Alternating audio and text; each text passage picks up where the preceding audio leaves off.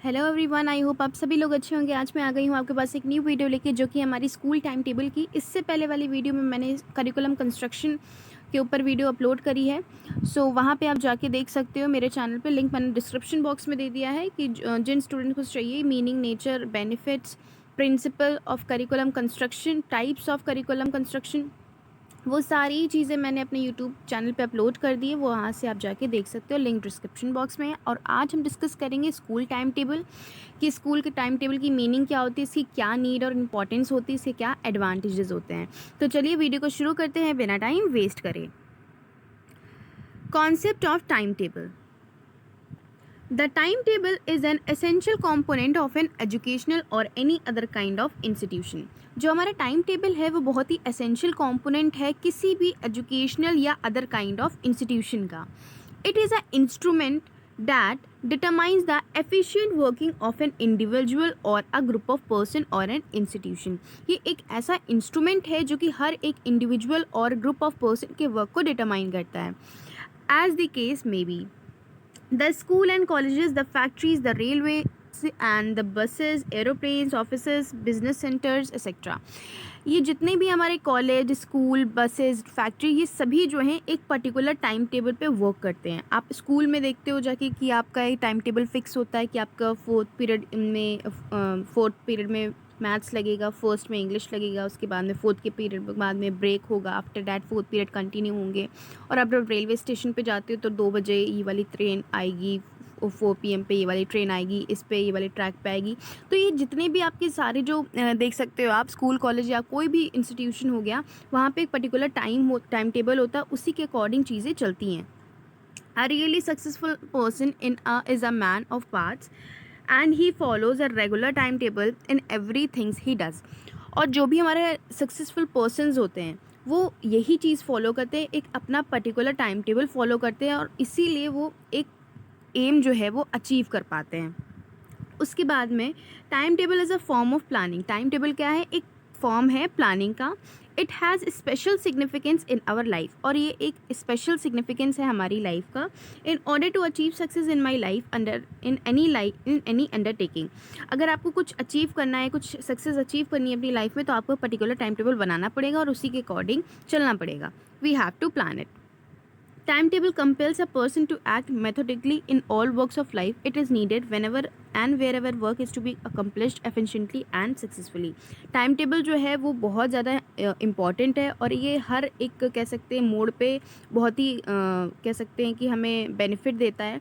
अगर for example अगर आप कॉलेज में हो या कोई भी कंपटीशन की तैयारी कर रहे हो, तो आप एक पर्टिकुलर टाइम टेबल सेट करते हो कि मुझे 2 घंटे ये वाला सब्जेक्ट पढ़ना है, 2 घंटे ये वाला सब्जेक्ट पढ़ना है, 2 घंटे ये वाला सब्जेक्ट पढ़ना है, और कहाँ कितने टाइम पे कौन से मॉर्निंग में, इवनिंग में या नाइट में, वो आप अपने अकॉर्डिंग बनाते हो. तो आप कहीं ना कहीं टाइम टेबल सेट करते हो कि मुझे किस तरीके से अपने वर्क को कंप्लीट करना है और सारे ही सब्जेक्ट इसमें कवर हो, ऐसा हमें टाइम टेबल बनाना है.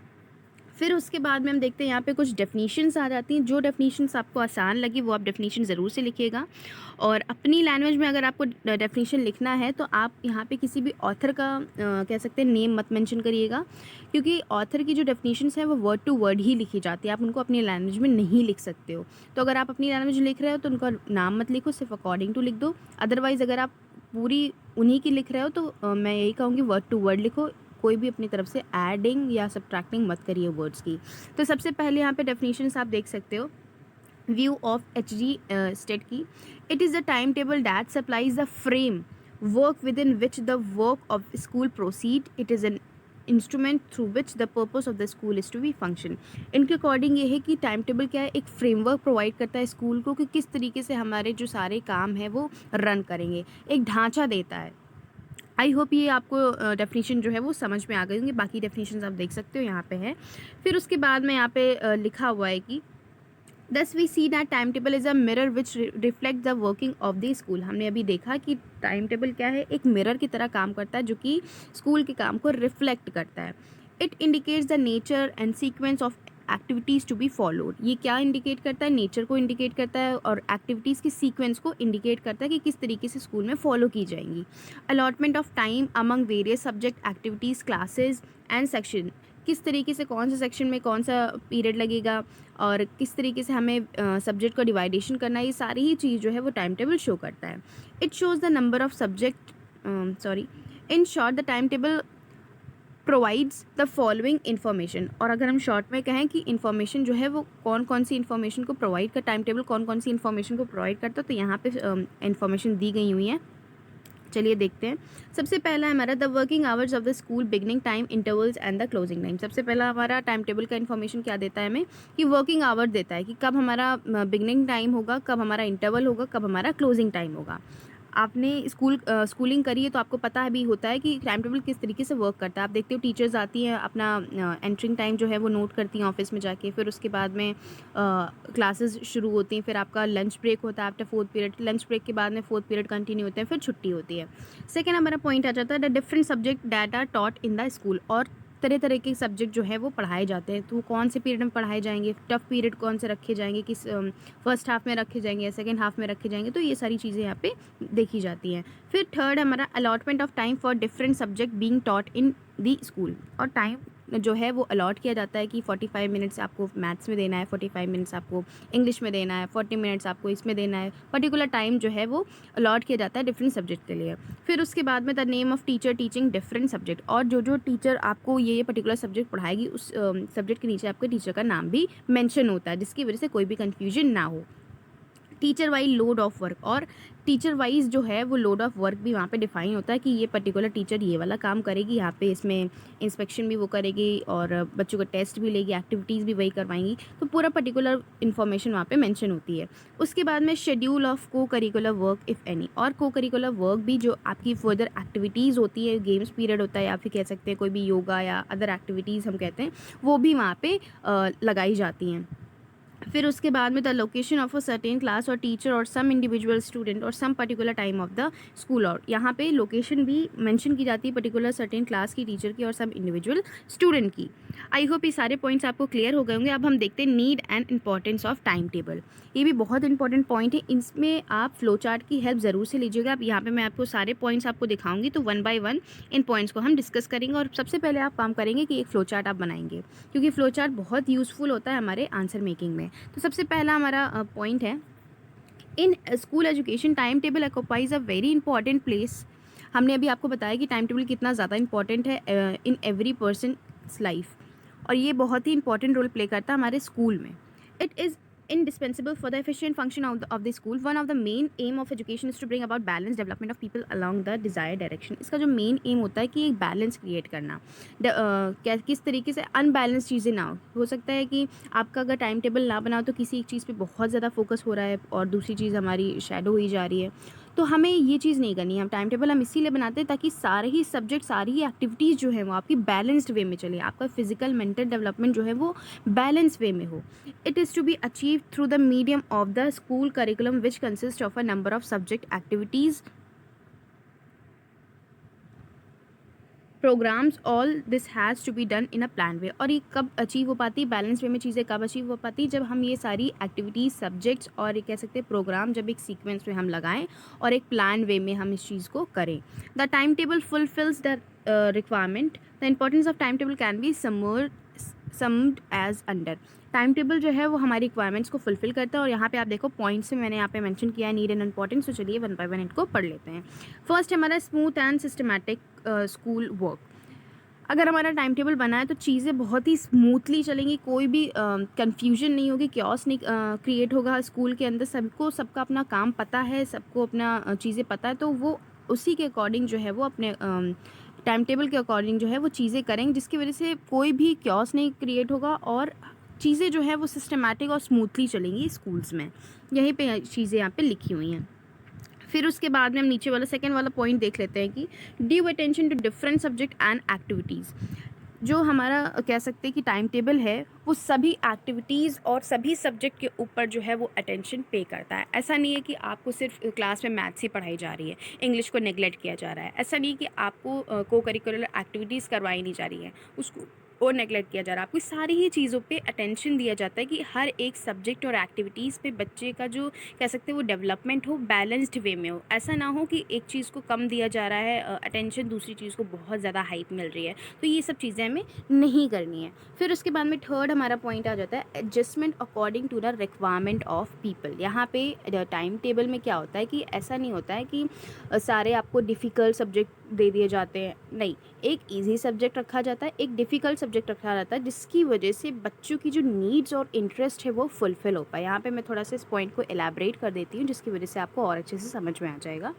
School time is adjusted according to the psychological and physiological needs of people. यहाँ पे जो टाइम टेबल है मैंने आपको बताया कि बच्चों के अकॉर्डिंग रखा जाता है और टीचर्स के अकॉर्डिंग रखा जाता है, जिससे कि उनकी फिजियोलॉजिकल और साइकोलॉजिकल नीड्स को फुलफ़िल हो पाए अच्छे से। Periods and programme are so adjusted that the fatigue and boredom on the part of student are minimum. इस तरीके से कह सकते हैं टाइम टेबल बनाया जाता है, जिसकी वजह से बच्चों का जो फटीग है और जो बोर्डम, जो बच्चे थक जाते हैं, आप देखते हो कि फर्स्ट 4 पीरियड तो आप एक्टिव रहते हो, लंच के बाद लेकिन आप बोरियत फील करने लगते हो। तो इसीलिए कोशिश ये की जाती है कि आपको जो डिफ़िकल्ट सब्जेक्ट होते हैं, जैसे साइंस हो गया, मैथ्स हो गया, तो ये सारे जो सब्जेक्ट है वो कोशिश की जाती है कि फ़र्स्ट हाफ में ही रखे जाए, जिससे कि बच्चे को बोर्डम या फटीग फील ना हो।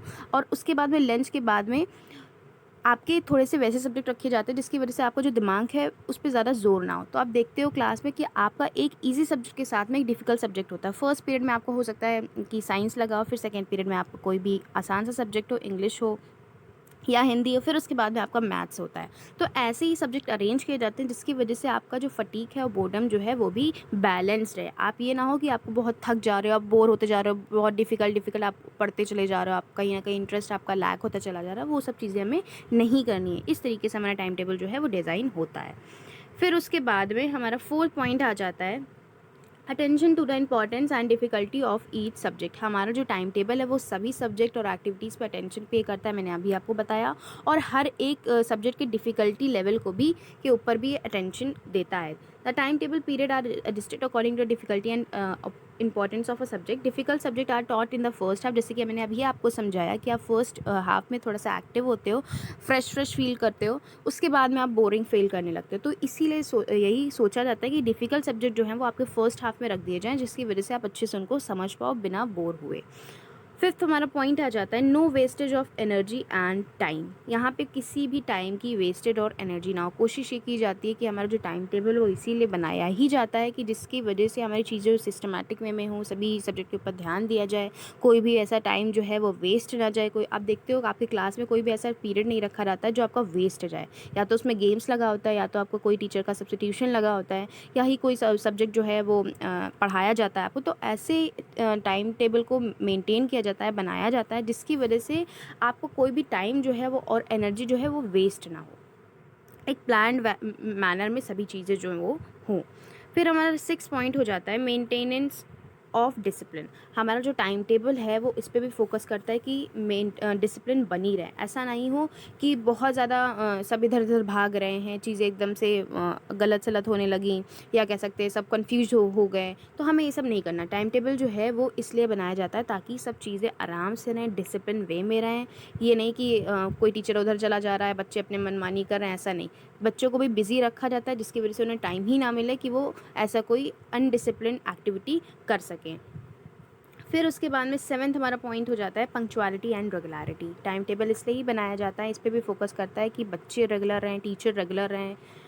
Students and teacher have to work systematic and regular according to time table. जो स्टूडेंट हैं, वो टीचर हैं, वो सिस्टमैटिक और रेगुलर वर्क करें, किसके अकॉर्डिंग, टाइम टेबल के according. It regular methodically habit of work among the student and teacher. जब आप एक काम को रोज़ वही करते हो तो आपकी वो कहीं ना कहीं हैबिट में आ जाता है, तब आपको वो चीज़ें डिफ़िकल्ट नहीं लगती है। फॉर एग्जाम्पल, जब आपका न्यू सेशन स्टार्ट होता है तो कहीं ना कहीं आपका टाइम टेबल बन के आता है, तो बहुत सारे स्टूडेंट परेशान होते हैं, मैम ये वाला पीरियड ये वाले में लगा हुआ है, इसको चेंज करवा दीजिए एंड ऑल। लेकिन जब आप वही सब्जेक्ट को बार बार 2-3 महीना पढ़ते चले जाते हो तो वो आपके हैबिट में आ जाता है, फिर आप उसी टाइम टेबल में ढल जाते हो, आपको कोई भी इसमें दिक्कत नहीं आती। स्टार्टिंग में सबको आती है। फिर उसके बाद में 8th हमारा पॉइंट आता है सेकंड स्कूल क्लॉक। जो हमारा टाइम टेबल है उसको सेकंड स्कूल क्लॉक बोला गया है, ये आप पॉइंट अच्छे से मेंशन करिएगा, बहुत इंपॉर्टेंट पॉइंट है। Time table is rightly called school second school clock on the face of which are written intervals of work, study, rest etcetera. आप घड़ी में देखते हो आपकी इंटरवल्स बताते हैं, सेकेंड्स होती हैं, मिनट्स, आवर्स, सब कुछ बताता है। ऐसे ही हमारा जो टाइम टेबल है वो इंटरवल्स को डिवाइड करते हैं और आपके पर्टिकुलर सब्जेक्ट्स डिवाइडेशन होता है, एक्टिविटीज़ होती है, काफ़ी सारी चीज़ें होती हैं। तो ये भी हमारा जो स्कूल टाइम टेबल है वो सेकेंड क्लॉक इसीलिए कहा गया है।